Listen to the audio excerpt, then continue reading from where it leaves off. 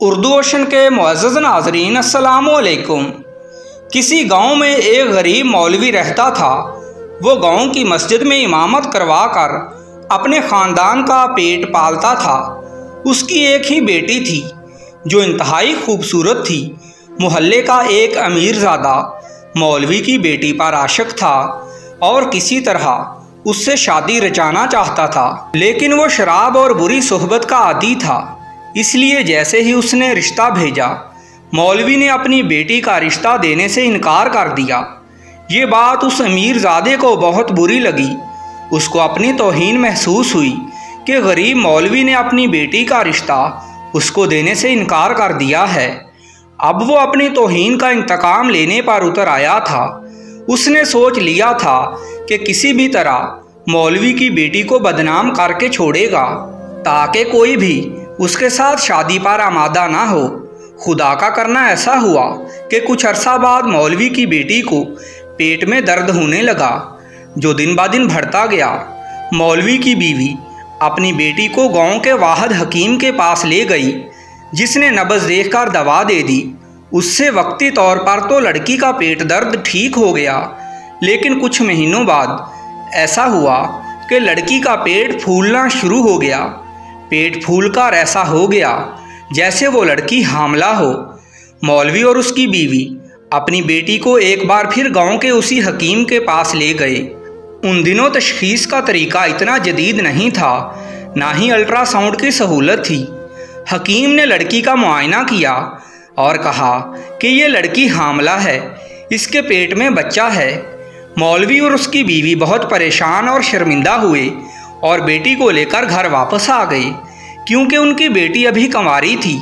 उन दोनों का ख्याल था कि उनकी बेटी किसी के साथ मुंह काला करवाती रही है, इसलिए अब इसके पेट में बच्चा है। कई बार मौलवी ने गैरत में आकर अपनी बेटी को कत्ल करना चाहा, लेकिन लड़की की माँ बीच में आ जाती। वो बेचारी क्या करती, ममता के जज्बात से मगलूब थी। वो अपनी बेटी को कत्ल होता नहीं देख सकती थी। दूसरी तरफ वो बिगड़ा अमीर नौजवान जो मौका की तलाश में था, उसने लड़की को हकीम के पास आते जाते देख लिया था। एक दिन वो हकीम के पास गया और कुछ नकदी हकीम के हाथ पर रखी, तो हकीम ने सब कुछ उगल दिया कि मौलवी की इकलौती बेटी बगैर शादी के हामला हो गई है। बस फिर क्या था, उस नौजवान के हाथ बदला लेने का सुनहरी मौका आ गया था, जिसके इंतज़ार में वो काफ़ी अरसे से था। उसने गांव के मिरासी को बुलाया और कुछ पैसे देकर कहा कि ये खबर गांव के हर घर में पहुंचा दो। चुनाचे मिरासी ने दिनों में ही ये खबर हर तरफ पहुंचा दी। अब गांव के लोग बात की तस्दीक करने मौलवी के घर आना शुरू हो गए।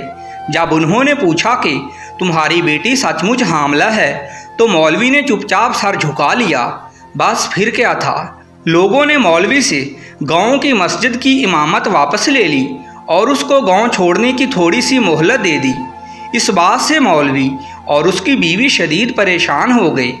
एक के बाद दूसरी मुसीबत उन पर टूट पड़ी थी, जबकि मौलवी की बेटी जानती थी कि वो बाकिरदार है। उसने बदकारी तो दूर की बात, किसी अजनबी की तरफ आंख उठाकर भी नहीं देखा था, लेकिन वो क्या करती, सो खामोशी से अपनी बर्बादी का तमाशा देखती रही। एक सुबह किसी शख्स ने मौलवी के दरवाजे पर दस्तक दी। जब मौलवी बाहर निकला तो उस आदमी ने अपना तारफ़ करवाया और बताया कि वो एक हकीम है और उसको खबर मिली है कि आपकी बेटी बीमार है और आप सख्त परेशान हैं, तो मैं दूसरे गांव से सफ़र करके आपके पास आया हूँ, क्योंकि मैं आपका अदना सा शागिर्द हूँ।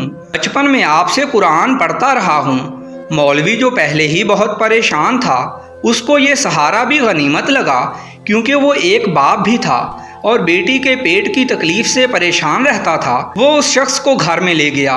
उसने लड़की का मुआयना किया और सूरत हाल समझ गया और कहा कि मुझे एक बकरा और एक कुत्ता ला कर दें। जब दोनों चीज़ें उसको दे दी तो उसने दोनों को ज़िबाह किया और बकरे का गोश्त पकाकर लड़की को खिला दिया। जब लड़की ने पेट भरकर गोश्त खा लिया, तो वो हकीम लड़की को उस कमरे में ले गया जहाँ पर कुत्ते का गोश्त रखा हुआ था और लड़की से कहा कि मैंने तुमको जो कुत्ते का गोश्त खिलाया है उसका जायका कैसा था। लड़की ने जब कुत्ते का गोश्त देखा तो उसका दिल खराब होने लगा और उसको इतनी नफरत महसूस हुई कि वो उल्टियाँ करने लग पड़ी। और इसी दौरान उसके पेट से एक बहुत बड़ा मेंढक बरामद हुआ और लड़की की जान में जान आई। हकीम ने कहा कि तुमने यकीनन बर्तन के बगैर किसी नहर से पानी पिया था और तुम्हारे पेट में मेंढक का छोटा सा बच्चा चला गया था, जो वक्त के साथ बड़ा होता गया। इन्फेक्शन की वजह से तुम्हारा पेट फूल गया था, अब जल्दी ही सब ठीक हो जाएगा। तब तक गांव के कई लोग वहां पहुंच गए थे, जिन्होंने अपनी आंखों से लड़की के पेट से निकला मेंढक देख लिया। और यूं सब ने लड़की के किरदार की पाकीज़गी जान ली और नेक मौलवी के खिलाफ साजिश करने वालों को मुंह की खाना पड़ी। दोस्तों, इस कहानी से सबक हासिल होता है कि जब तक अल्लाह ना चाहे कोई शख्स आपको रुसवा नहीं कर सकता, चाहे कोई कितनी भी कोशिश कर ले। और इसके साथ ही आपसे गुजारिश है कि हमारे चैनल को सब्सक्राइब कर दीजिए। शुक्रिया।